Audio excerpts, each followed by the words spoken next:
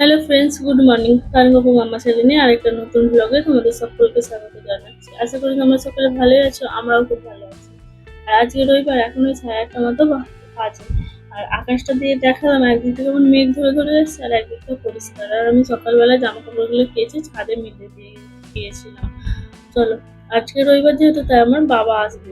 আর এই যে আমার বাবা চলে এসেছে, 9:15-র দিকে আমার বাবা চলে এসেছে। একটু চা খাচ্ছে আর আমার ছেলে বসেছিল পড়তে। আর প্রত্যেকটা রবিবারে আমার বাবা আসে, না হলে আমার শ্বশুরমশাই আসে।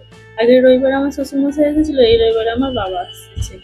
আর আমি যেহেতু তান আর তন্নিকে নিয়ে একাই থাকি, ছোট ছোট, ওরা ওদিকে তো কারো কাছে রেখে আমি বাজার যেতে পারবো না, তাই আমার বাবা নাহলে আমার শ্বশুরমশাই ওনারাই বাজার করে দিয়ে যান। আর এইবারে আমার মা দেখুন কি কি পাঠিয়েছে। এই যে যত ছোট ছোট মানে জামা কাপড় কেটে কেটে পাঠিয়েছে, যদি কাঁথা পাতা করতে পারি। আমার মা না স্কুলে কাজ করতে সময় পায় না, ওই কাঁথাটা তো বানানো। আমার কাছে যেহেতু মেশিন আছে, তাই আমি বলেছিলাম তুমি কাপড়গুলো কেটে কেটে পাঠিয়ে আমি বানিয়ে দেবো। এই যে তার ভাই নিমকি খেতে ভালোবাসে বলে তার ভাইয়ের জন্য নিমকি পাঠিয়েছে। আর আমার জন্য পাঠিয়েছে এই শাক সবজিগুলো। আমার বাবার বাড়িতে কিন্তু চাষবাস নেই, যতটুকু নিয়ে আসে সমস্ত কিনেই নিয়ে আসে। আর আমার শ্বশুর বাড়িতে যেহেতু চাষবাস আছে, আমার শ্বশুর মশাই সমস্ত চাষের জিনিস নিয়ে আসে। এটা হলো সুজনি শাক, আমার ফেভারিট শাক। আমি ছোটবেলায় একটা শাকই খেতাম, আর সবজির মধ্যে শুধু খেতাম ঢেঁড়স। নাহলে আমার ওই দুধ আলু ভাতেই ঠিক ছিল, আর না হলে ঘি আলু ভাতে। এর বাইরে আমি কিছু খেতাম না। তাহলে এখন একটা পটল ভিতরে রয়ে গেছে দেখছি। এই যে এই পার্পল কালারের এটা হলো বেড ডাইপার, ওই বাচ্চারা শুশু টুসু করে দিলে এটা আটকে যাবে, কাঁথা টাথা গুলো ভিজবে না। কানের বেলায় এটা কিনেছিলাম, যেহেতু বাপের বাড়িতে বসে থাকতাম তাই বাপের বাড়িতেই ছিল। এইবারে আর তো আর বাপের বাড়ি যাওয়ার কোনো নাম মীমাংসাই নেই। কেন কি হচ্ছে যে তার এখন স্কুলে ভর্তি হয়েছে, ওর স্কুলে ছুটি তবে পড়বে, তবে বাপের বাড়ি যাব। ওই কারণে বললাম যে তন্নি এখন পেট টেনে একটু এগোতে পেরেছে, আর বিছানায় শুশু করে দেয়, তুমি হচ্ছে যে নিয়ে পাঠিয়ে দাও, বলতে বাবা আবার নিয়ে এসেছে। আর কালকে ছিল আমার মায়েদের শনিবারে ওই খই ঢালা মনসা পুজো। দেশের দিকে যারা গ্রামে থাকো তারা সকলে জানো, শ্রাবণ মাসে হয় খই ঢালা মনসা পুজো, আর ভাদ্র মাসে হয় পিঠে মনসা পুজো। সবাইদের আবার হয় না, আমাদের ওইদিকে বেশিরভাগ লোকেদেরই হয়। আর আমার বাবা শ্বশুর বাড়িতে আবার ওই পিঠেরটা আছে, এই খইয়েরটা নেই, এরকম আর কি। এই যে আমার বোন আবার আমার মেয়ের জন্য চুলের ক্লিপ পাঠিয়েছে, আমার জন্য একটা হেয়ার ব্যান্ড, আমার মা আবার চুল বাঁধবো বলে ওই গার্ডার পাঠিয়েছে।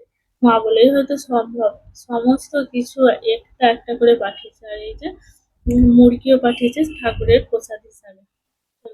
আর এই যে 3টে গেঞ্জি পাঠিয়েছে আমার ছেলে। আমার ছেলে হচ্ছে যে যত জামা কাপড় আমার মা কাজ করে যে টাকা মাইনে পায়, সমস্তটাই আমার ছেলের পিছনেই বেশিরভাগ খরচা করে। আমার থেকেও বললে বিশ্বাস করবে না, আমার মা আমার ছেলেকে বেশি ভালোবাসে। চলো, এই যে এত কিছু জিনিস পাঠিয়েছে, যে বাদাম ভাজা, ছোলা ভাজা, সবজি, জামা কাপড়, নিমকি, চানাচুর, পাঁপড়, মানে কি না পাঠিয়েছে ভগবান। এরকম এটা হলো তিন নাড়ু আর নারকেল নাড়ু। আর আমাদের মনসা পুজোতে তিন নাড়ু নারকেল নাড়ু হবেই, মানে এই দুটো নাড়ু করতে হয় ঠাকুরকে দেওয়ার জন্য। আর আজকে রবিবার, আজ থেকে দেখো মানে হচ্ছে যে দর্শনার্থীদের রাস্তায় কেমন ভিড় লেগেছে। কালকে সোমবার, কালকে আরো ভিড় হবে। যারা ভিড়ে জল ঢালতে পারবে না, তারা আজকে অনেকেই জল ঢেলে নিয়েছে। নিজে সব জল ঢেলে মনে হয় যাচ্ছে নাকি কে জানে, বুঝতে পারছি না ঠিক। আর এইখানে সমস্ত গাড়ি দাঁড়িয়ে থাকে। এইখানে গাড়ি দাঁড়িয়ে থাকে বলতে, দেখো সবাই বাড়ি থেকে যে যার চলে আসে, চলে আসে, এসে শেওড়াফুলির ঘাট পর্যন্ত আসে, ওইখানে জল তুলে এবার পায়ে হেঁটে হেঁটে হেঁটে আসে। এবার গাড়িগুলো তো ওদের সঙ্গে আসতে পারবে না, গাড়িগুলো ওদের দিকে শেওড়াফুলিতে ছেড়ে দিয়ে আবার গাড়িগুলো এখানে চলে আসে। এখানে রাস্তার ধারে ধারে স্ট্যান্ড করে রেখে দেয়, এখান থেকে আবার ওদের জল ঢালা হয়ে গেলে বাড়ি যায়।